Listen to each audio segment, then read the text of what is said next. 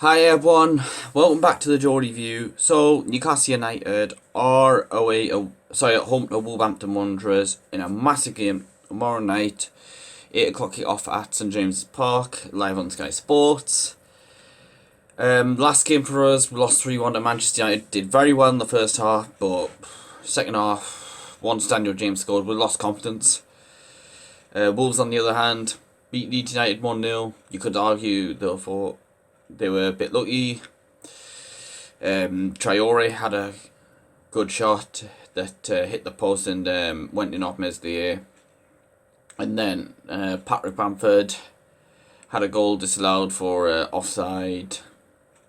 But he was probably unfortunate. I mean, let us know should that goal have been allowed.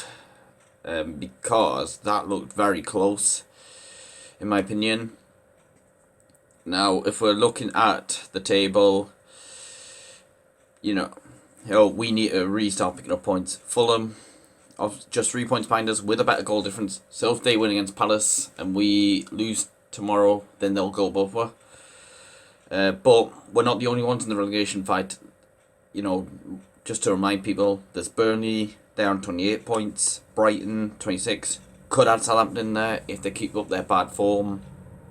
They're on 30 points, but they just seem to keep losing a lot of games. We're looking at our next four. I think these teams have got pretty tough games, including against the likes of Leicester, Man City, Liverpool. They're coming up, even Tottenham, but then again, Tottenham and Liverpool as well, both a bit out of form, really. But looking at our next four games, we've got Wolves at home coming up, obviously tomorrow. It is a winnable game. Yes, Wolves aren't a bad side, but you still got to think we can beat Wolves at home. We've got West Brom away, which will be massive. Yes, West Brom had a couple of decent results lately, but you can't see them staying up. I'm just thinking to myself, potentially Sam Allardyce could just walk out. We could just beat West Brom next weekend. Sam Allardyce walks out to avoid this. They've been relegated from the Premier League record on his CV. After that, we've got Aston Villa at home. Yes, Villa have been decent this season, but without Jack Grealish, we can definitely go and beat them. And we've got Brighton Hove Albion away, another massive game. Then again, we're record against Brighton. It's just absolutely terrible in the Premier League. The team news for us, we've still got Callum Wilson, Javier Manquillo and Fabian Schär all out the game. But Manquillo's back in training at least. I think he'll be back against Aston Villa on the 12th of March.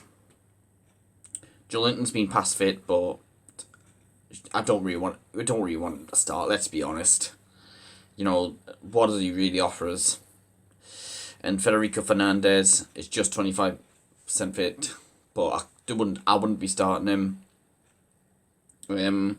For Wolves, they've got Daniel Podence out and Raul Jimenez, two decent players. They've got Woody Bolly out as well, and Marcel. Let us know. I don't think I've seen much quotes from Nuno about team news this week ahead of this game. So maybe I am recording this before. Let us know, Wolves fans, if there are any more injuries. Anyway, we'll look at their strengths and weaknesses. So they're good on the counter attack. They're good at attacking set pieces, creating long shot chances, and also creating chances through individual skill. Good coming from behind and protecting the lead, which is pretty worrying. And stealing the ball back from the opposition. Weaknesses, finishing chances, avoiding fouls in dangerous areas. So we took advantage of that down at Molineux when we got the free kick and Murphy scored it. They like to attack down their right hand side. So Jamal Lewis or Paul Dummett, whoever it is, it's going to have a big job on their hands. Like to have a lot of long shots. And they play with width. And they just have a lot of shots in general. players to watch out for. I picked out a few players. Podence and Jimenez I didn't pick out because obviously they'll be missing the game. Ruben Neves, who can really strike a ball. I was just stunned when they got him from Porto. A few 2017. Pedro Neto is a decent player. Of course, Adama Traore with his pace. Yes, he hasn't been the same player this season. He hasn't registered a goal or assist in the Premier League, but he can recreate chances with just his skill and his pace. And he might not even get a goal or assist, but still doesn't mean he wouldn't be involved in the build up to a goal for them. Now we'll move on to the starting 11 that I'd like to go with for this game. So, starting off in goal for, I'm going to go with Martin Dubravka. Caldalo, he needs to come out. He's making too many errors leading to goals. He beaten at his near post by Marcus Rashford last week. I think it's time for Martin Dubravka to come back in, especially because, you worry potentially for Dubravka's future if he doesn't come back in anytime soon. Yes, Caldalo's been excellent this season, but it's time for Martin Dubravka to come back in. Dalo's lost his form. He needs to just come out. At right back, I don't want Emil Kraft playing here. After the last couple of games, I would go Jacob Murphy. It's going to be controversial, but we need to match them for pace. And you could maybe play Isaac Hayden there, but I'd rather he was in the centre of midfield. I think Murphy would be just good for the pace. The two centre backs, I'm going to go with Jamal Lascelles, but he does need to step up. I don't want to rush back Federico Fernandez. And I would also go with Kieran Clark alongside him. A left back, I'm going to go with Paul Dummett. I'm just, Jamal Lewis has dropped a bit of form, so he needs to come out for a bit as well. I'm not one for writing him off. I've said many times, don't make the same mistake with me with Toman. We're writing him off at the same age, and then what happens if he goes on and plays well under a new coach, under a better coach, even in like a league that's not Premier League quality? You're still going to be like, why did we get rid of him? We should have given him a chance. But I'd play Paul Dummett there.